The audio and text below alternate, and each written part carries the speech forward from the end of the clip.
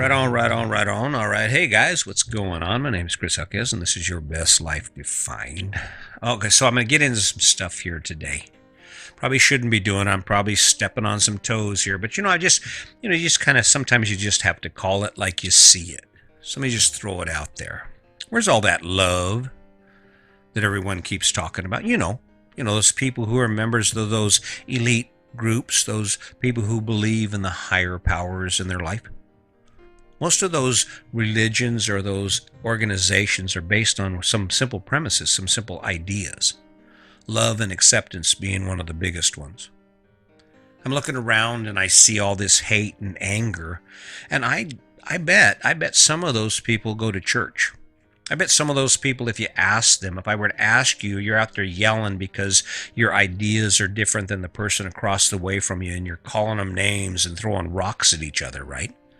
I bet there's some on either side of that line that actually wake up on Sundays and go to church or pray with their kids at night to their God, to the higher power. Question is, how does that work? How do you go out into your life every day and you send that email talking smack about your coworker to another coworker, or you're angry and disgruntled about your life or the way things are, and you jump on someone else's bandwagon and make it your own? Yeah, hate, they're wrong. Really? Is that really what these organizations are teaching you? Or maybe you're not representing? See, the one thing you can count on with me is I'm going to tell you the truth. I'm going to tell you when I'm not at my best. I'm going to tell you when I'm failing. I'm going to tell you what I think. And in this instance, my question is a simple one. Where's the love? I don't care what we're talking about here. What I see our world is being torn apart by stories that are created by people who don't give a shit about any of us.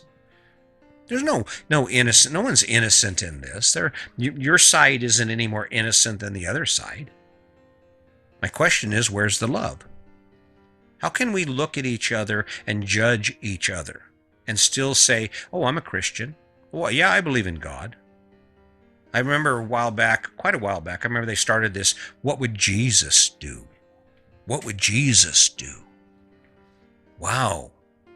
Maybe that's a question you need to ask yourself, or whatever your religion is, whatever you believe, but I am sure that it is based in kindness.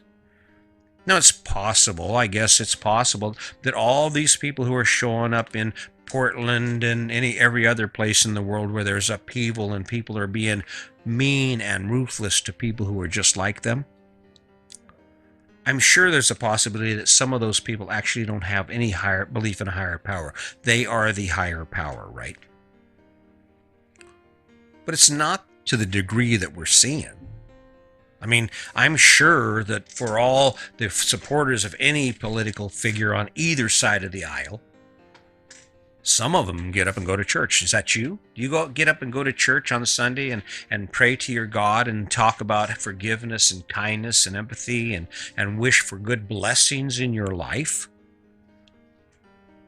When we talk about living our best life, in the end, it comes down to being our best self. That's where that whole thing launches from. You can't be an ugly, terrible person and have any kind of chance at living your best life. And if you think you can, you're lying to yourself. So how does that equate? How do you say to the world and present this idea to the world that you are God-fearing, or that you have higher moral powers and you higher beliefs, and it's based in the good book, whatever that book is, and you act and think the way you do? Oh, is it justified? Can you rationalize that? Well, yeah, but they're against God. Well, isn't that God's job to address that? Isn't that God's job to take care of that? Judge not, lest ye be judged. Isn't that what they say? Maybe, is it possible that you don't actually believe what you say about the kindness and all the things in your good book? It could be possible. The actions are obviously speaking louder than the words, right? I mean, the actions are telling us where we're at. Because I know there are people in the South and all over this country, and in fact all over the world, who hold hate in their heart for someone they've never met. How can you stand across the line from someone you've never met and hate them? Because of what? Certainly not because of what they did to you, because you don't know them, but based on the idea that you've been given about them. Hey, they're a bad person. They suck. Oh, okay. Do we need to hate them? Yeah, we should hate them. Are you kidding me? Where's the love? Where's the love? Where is that thing inside you that says, you know what? I realize you're different than me, but there are a lot more ways you are the same than me, as me. You're the same as me. Who am I? Who am I with my higher power and my morals and my congregations and my people who come together to discuss the goodness on earth and to be thankful? How does that work? How do you wake up every day and take action, either mentally or physically, against people you don't know based on hate? And then walk into that place of worship and say, all the things you do, you got your prim and proper coat on and you're looking good and your blessings be with you and also with you. And then you march out of that building, that place of worship, and you go to your place of work or wherever you go and you start. Let me tell you how it works. Here's how it works. It's justification. Well, the reason I can is because they did this is bad for the country. This is bad. That's bad. What's it your business to try and change things that you're supposed to have faith, right? If the things you see are so terrible, but you believe in the power that you believe in, then faith would say that's not your job anyway. God didn't hire you to handle his business. You're not God's enforcer. You're not your higher power's enforcer, whether it's Allah or whoever it is. You're not their enforcer. Do the work of God. Do the work of your defend God's name. If he makes the sky, he made the universe, right? And the one thing I remember seeing, I don't know how many times it is, but I bet it appears hundreds of times, is the word love. No matter what scripture, no matter what book you study from, I guarantee you the word love shows up more than any other word you'll see. Even if it shows up once, even if the premise in your ideas and your ideals about a higher power and how we should be include kindness, empathy, consideration, the last thing it does is demonstrate judgment. If you take action that's negative, that affects someone else's life on behalf of God, then you're basically saying, I'm the judge. Unless, of course, you say, well, God told me to. God told me to. Really? What do you do? Write you a letter? Just not buying it. This is not anti-Christian, not anti-God, not anti-religion, not anti-higher power. This is pro-love. This is believing, based on what's happened in my life, that I can actually go about doing the things I do and do it in a way from a platform of kindness and consideration. And I think that's what's really missing here. Take a look at your life. Take a look at all the justifications you have for all the bad things you have in your heart, all the things you have going on in your life, and then tell me how you can justify talking out of both sides of your mouth. Pick it. You can't serve two masters. I think that's in there somewhere. House divided will not stand. How can you serve God and serve hate? How can you serve God and serve intolerance? How can you serve God and judge? I don't know. This is not my business. I'm not a preacher. I actually wanted to be jumping off on this a little bit because I'm in it now, so it doesn't really matter. If you like it, you can listen to it. If you don't, well, I can't do anything about that. But it's the truth. There are people standing in lines across from each other right now. There are people on social media right now professing their love for God and their hate for their friends. Don't talk to me anymore because we're different now. Really? Isn't that where Jesus hung out? With the whores? The thieves? I don't know. I'm not making fun of what you believe. I'm making fun of what you believe you believe. Because it doesn't work both ways. You can't have it both ways. I love mankind. I believe in this, and then I'm over here doing this because someone's a different color than me. or because I've been given the authority?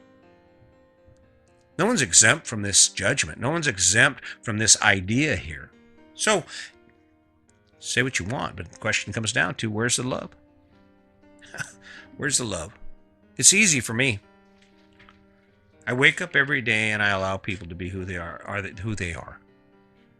The only way you're going to get an adverse reaction out of me is if you take action against me. And even then, I'm going to do what I can to stay away from that. Had a friend, he's an RV guy, and he's an older guy. Really nice guy. His name's Rex, and he lives in the RV park with us. And I met him last year. We came back. He's still here. And he showed up one day. He's got multiple sclerosis, and he's on his cart, and shows up. Really nice guy though. And he shows up, and we get to talking about certain things. And I mentioned something I think related to COVID-19, and he said he made a comment about, I think it's a farce, but then he went on to expound on what he believed. And my response to him was, hey, listen, Rex, I like you. So I know, because we're friends, that there's a few things we shouldn't talk about. Religion and politics are among them. Because how can you use that as your guide for how you interact with someone if you also have a guide given to you by your higher power, by your religion, that says you must love? You can't choose both. You can't have both. You can't hate him because he's different than you, or because he believes in some other idea politically than you do, and then also love him, can you? I don't know if that works. Maybe you can do it. Maybe you could let me know how that works. I don't know. I'm just throwing it out here. Now you might be thinking, well, why would you be talking about love when it comes to living your best life? Well, your mind sets your path. How you feel inside sets your path. That's why I'm able to do this. That's why I'm able to wake up every day and say, you know what, it doesn't matter. There are things in my life that I've learned about over the last couple months that would have driven me over the top, would have made me do some crazy stuff when 10 years ago, 15 years ago. I'd have handled some business back then. But that's not who I am. That's not how I feel inside. And I don't serve two masters. What you see from me is what you get. This is the real thing. This is the real me. And what it comes down to is that I believe that kindness should be the platform for our life. And if we can't say something nice about someone, we don't say anything at all. And we should always look for the goodness in people, because our judgments are skewed. Had I not engaged the people that came in next to me, Sam and his son Sam and his wife, I would have never made those connections and made those friends. And more than that, I would have never been able to share in the goodness that comes from people around us, because we're willing to allow love to guide us. I didn't feel any threat from him. He wasn't a threat to me, just an old guy trying to have some fun on Labor Day weekend, right? I don't know. Check yourself. How many things are you saying every day? How many actions are you taking that actually represent what you believe in your religion? How many things are you doing every day that actually someone would say, that's a kind man. That's a good woman. She's a good heart, right?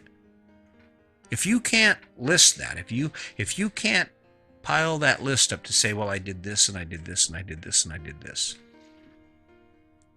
maybe you need to step back and take a look around, and maybe you need to find some love, because that's what I think is missing here.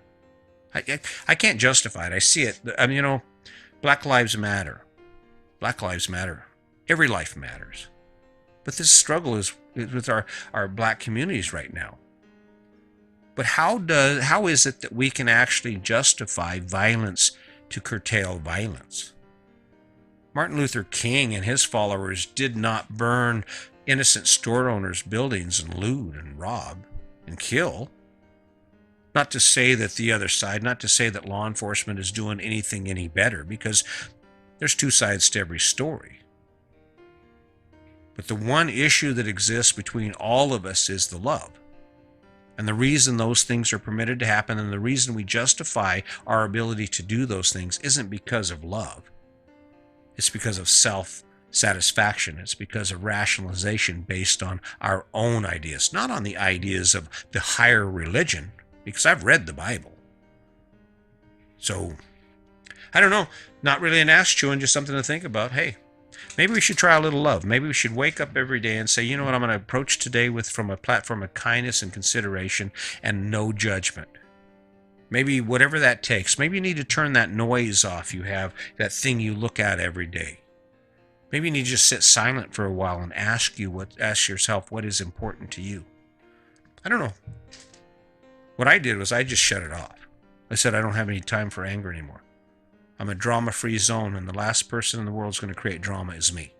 I'm going to wake up every day. I'm going to appreciate the smile on the face of the person across from me, even when they're not smiling. I'm going to appreciate them because I don't know their struggle. And for all the badness that I believe they are, there's also some goodness there.